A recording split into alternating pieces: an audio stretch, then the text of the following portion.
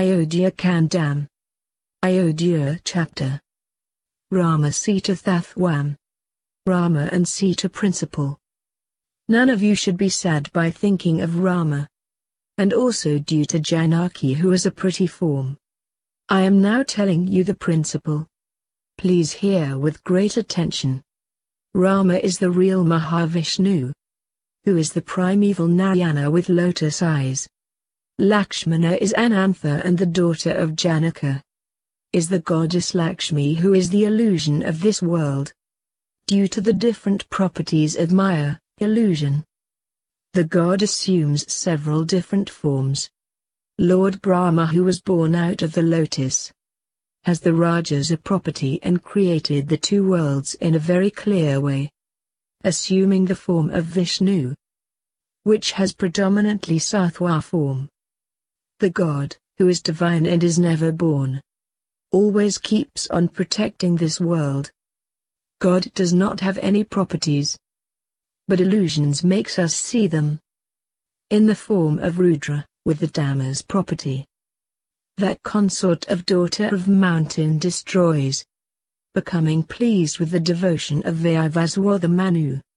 That God took the incarnation of fish, and he killed Hayagriva and returned back all the Vedas, and he is this Rama. When the ocean of milk was being churned, and when the Mandhara mountain entered the netherworld, the one who took the form of a severe form of a tortoise, and held the king of the mountains on his back, is this Rama. The one who killed the bad Hiranyaksha, taking the form of a boar and lifted the earth, and played in the causal ocean. Is this Rama, who is this causal man? He who took the form of the roaring Narasimha, for looking after his devotee Prahlada, and tore the chest of the horrible Hiranyakasipu. By using his cruel nails is this consort of Lakshmi, who is an expert in saving.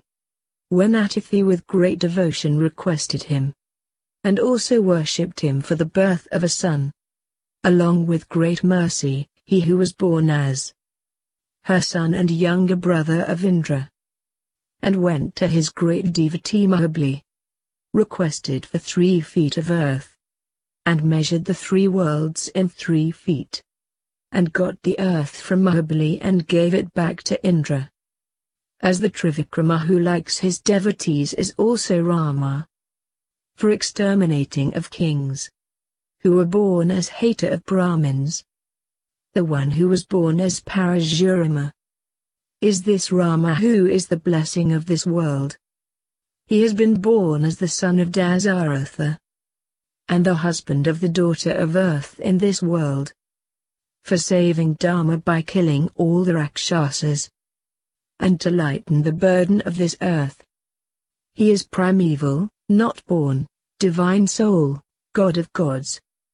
The divine one who is an expert in Vedas though not a Brahmin. Narayana, the greatest Purusha, one who does not change.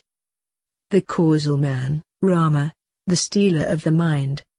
And the reason for his is going today to the forest, for killing Ravana for the sake of devas, is not because of Mandhara nor Kaikeyi, and none of you get startled. The reason is not even Dasaratha, the god Vishnu who pervades the earth, the Madhava, the Vishnu along with the daughter of Janaka, the great goddess of illusion, who is the one who creates, upkeeps and destroys, is starting now with excess of joy. Yesterday Narada came here and Rama told him, for killing of the Rakshasas, I will definitely start to the forest tomorrow.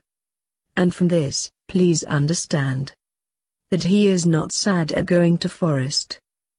And so please do not think of Rama and be sad. All of you, please chant Rama, Rama. And to all those men who chant Rama, Rama daily, there would be no fear of death for them, and they will get salvation. And they will all definitely get these. He is one who does not have sorrow or pleasure. He does not decay, he is one without characters. He is the great one of Raghu clan, the one who does not have less or more. He is pure, full of joy, endless and consistent.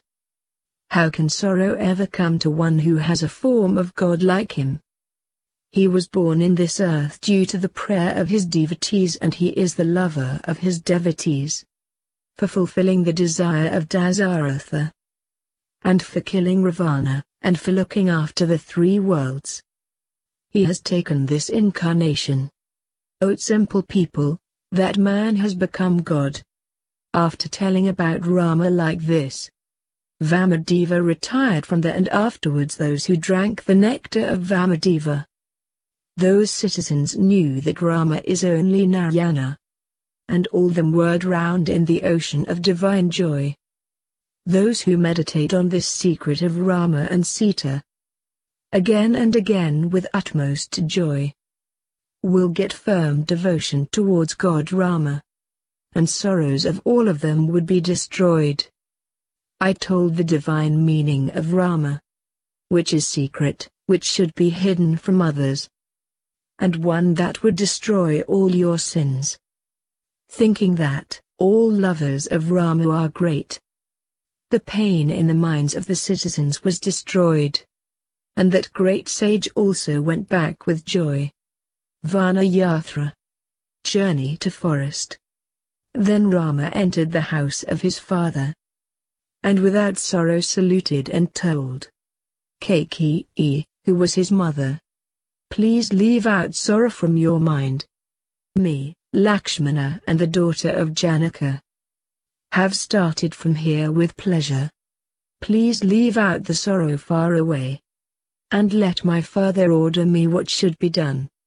Hearing those pleasant words, Kaikeyi immediately got up along with nervousness, and she gave cloth made of bark individually to Rama, Sita as well as Lakshmana.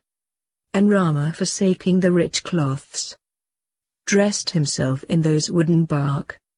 With the permission of Lord Rama, Lakshmana also wore that, and at that time, Sita, who was the goddess Lakshmi, holding the bark cloth in her hand, with sorrow and for finding out the intention of Rama, secretly saw the lotus-like face of Rama, with a thought as to how to wear it tightly. And Rama, the husband of the goddess of auspiciousness, with diplomacy took it from her, and tied that hard bark over her divine dresses, and stood there with great politeness.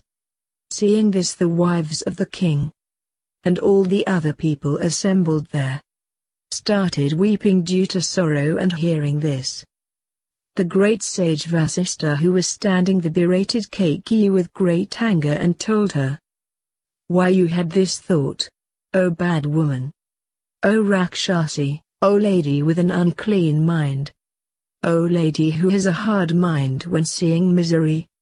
O base lady, O characterless lady. Was it not your boon that Rama should go to the forest? And what was the reason for the thought in your mind? To give the wooden bark cloth to Sita, Janaki, who was devoted and a virtuous wife. If she travels along with her husband, she would go with ornaments all over her body, and wearing divine cloths, for she is going to lighten the sorrow caused by forest to her husband, and would live the providing happiness to his mind. And she would be with him and look after him, with a clean and clear mind, and live there." Hearing what sage Vasishta has told, Dasaratha saluted the sage and told Sumantra, "Immediately get here a chariot suitable for kings, for the sake of travel of the lotus-eyed one." After saying like this and seeing the face of Rama, Dasaratha cried, "Hey son, hey Rama! Hey Lakshmana, hey daughter of Janaka! Hey Rama, Rama, hey Rama who attracts the three worlds! Hey son who is like my soul, hey pretty one!" And with sorrow he again fell down on the floor, and was crying, completely losing his grip on himself. And at that time Sumantra brought the chariot. And at that time Sri Rama told, "Please get into the chariot quickly, Sita." We should not waste any more time now." And that pretty lady saluted him and got into the chariot. Rama, who is the husband of Lakshmi, after leaving out the sorrow in his mind, saluted his father on the floor, went round him, and again bowed and saluted him and got into the chariot. At that time Lakshmana loaded the arrows, bows and quivers in the chariot, and himself got into it, and Sumantra with sorrow started driving the chariot, and Dasaratha shouted, "Stop, stop," but Lord Rama told, let it go speedily." And the entire world became still then.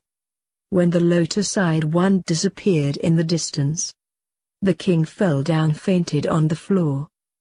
The male, female, children and old people of the town, with heightened sorrow, went crying behind Rama, "O Lord Rama, O treasure of mercy, do not go, do not go.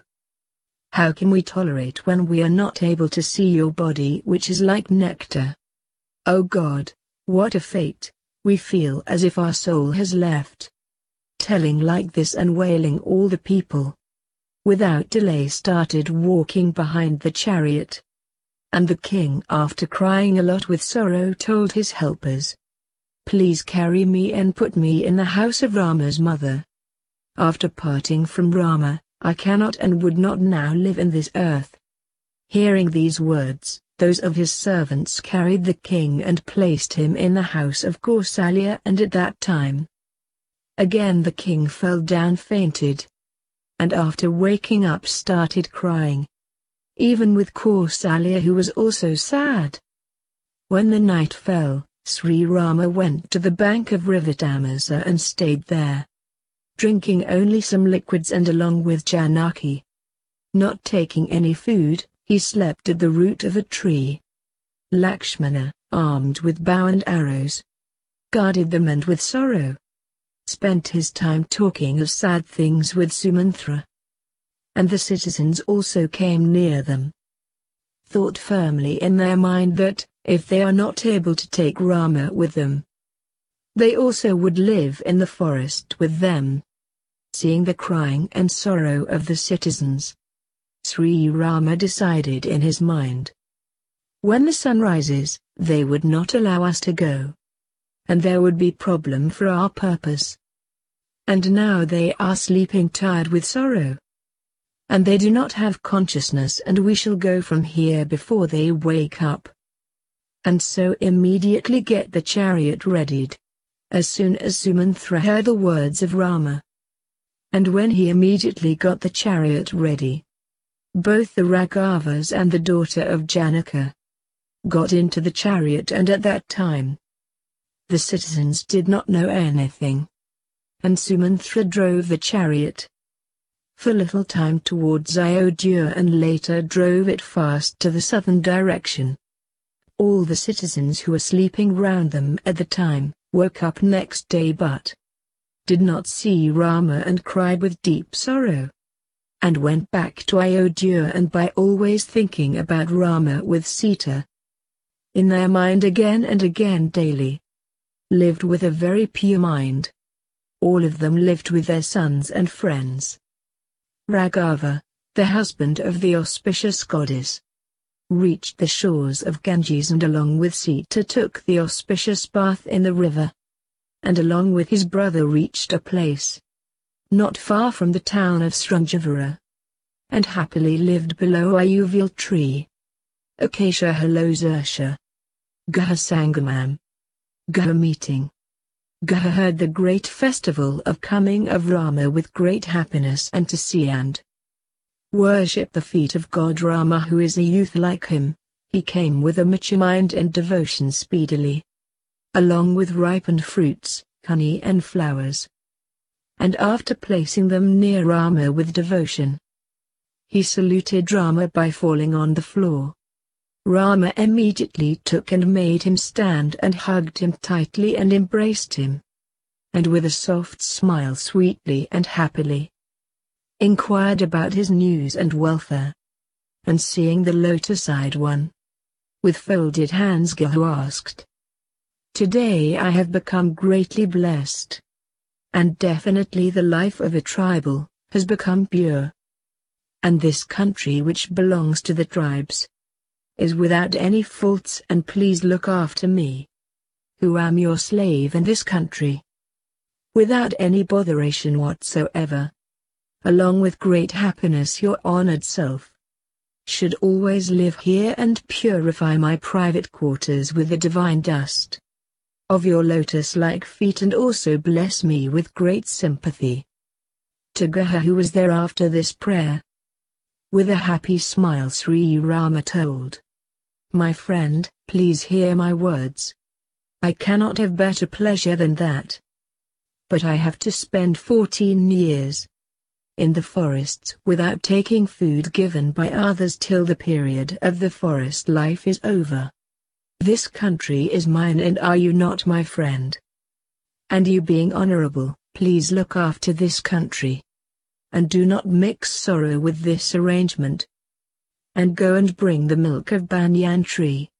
Immediately the milk of banyan tree was brought, along with Lakshmana using the mixture of ash and the milk from the banyan tree, and made a firm matted hairstyle. And using the dubba grass and leaves brought by his brother, and spread with respect and adoration, he slept along with his wife Sita, who had taken only liquid food, with the same happiness of olden times, when he used to sleep on a cot in his palace. Then Lakshmana, carrying his bow and arrow, stood guard for them along with Guha. Seeing Rama, the husband of Goddess Lakshmi, and Sita, who was the Goddess Lakshmi herself, sleeping near the roots of a tree, Guha, with flowing tears due to great sorrow, started telling Lakshmana as follows: "Friend, are you not seeing the lotus-eyed one? Alas, the lotus-eyed one had to sleep on a bed of leaves below a tree, instead of a golden cot in a great house. In a great city, this blessed man along with the daughter of Janaka is sleeping on a bed of leaves in a forest, and the reason for the sorrow of God Rama is Kaikeyi due to the evil words of Mandhara.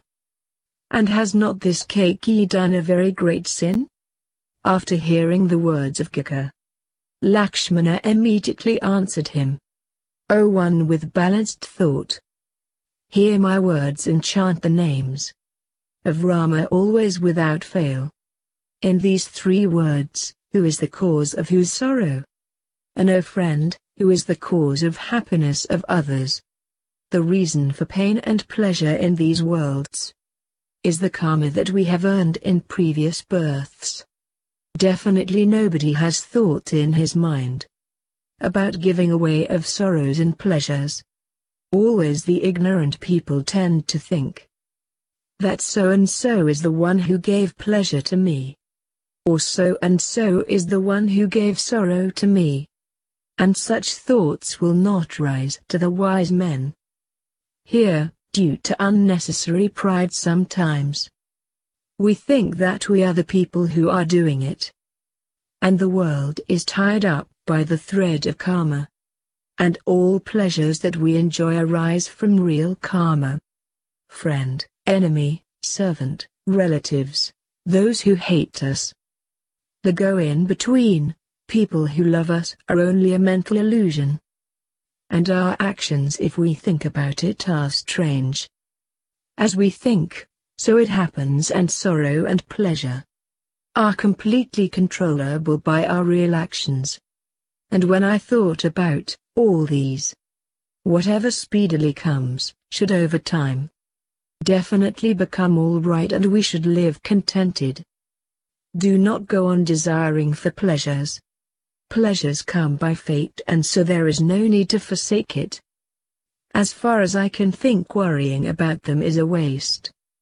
The human body, whose mind gives rise to the good and bad, is the place where sins and blessings are produced. And so all these are determined by fate. Pleasures and pains are common to everyone, and these cannot be removed by devas or asuras. In the world, sorrow comes after pleasure. And no need to worry, it is followed by pleasure. And they keep on changing like day and night. And when we think about it, it does not stop with that. Pleasure comes in the middle of sorrows. And sorrows come in the middle of pleasures. And there are people for whom they are merged together. And friend, they are like water and mud. And because of these, the learned people live without happiness and sorrow in their mind. When Guha and the son of Sumitra were talking several subjects, the sun came up and immediately Rama finished his morning rituals and told, "Arrange for a boat," and immediately Guha brought immediately a boat and saluted him. "O Lord, please get into this boat, along with Lakshmana and Janaki. I myself am going to row the boat. O valorous man, the lord of my soul." As soon as he heard the words of King of Srungavira, he first helped Sita, who is the goddess of auspiciousness, to get into the boat holding her hands. Then he got in, holding the hands of Guha, and along with all the weapons. Lakshmana also got in, and with the help extended by his relatives, Guha rowed the boat with great respect. The lady Sita, who had auspicious characters, prayed river Ganges and saluted her. "O Ganges, O goddess, my salutations. O pretty one who lives on the crown of Shiva. O golden lady, my salutations. O slow-moving river, O goddess, O Ganges, salutations. When we all come back after the life in the forest, and come here, I would offer you sacrifices and worship." And after she prayed and saluted her, they speedily reached the other shore. Guha got out of the boat, saluted them and told his wish. "Please give me permission to go with you. Otherwise I will give away my life here. O Lord of the universe, O God with moon-like face." Hearing the words of that tribal, with a happy frame of mind, Rama told him as follows. "It is an oath, we would live in the forest for 14 years and we surely would come back. And so please go and live without worries. Because the words of Rama will never become untrue." Like this he advised him on several things, and with wonderful joy hugged him tightly. And then that Rama sent back the devotee. And he, after saluting him with great devotion, slowly Guha rowed the boat, and went to his home and became thoughtful.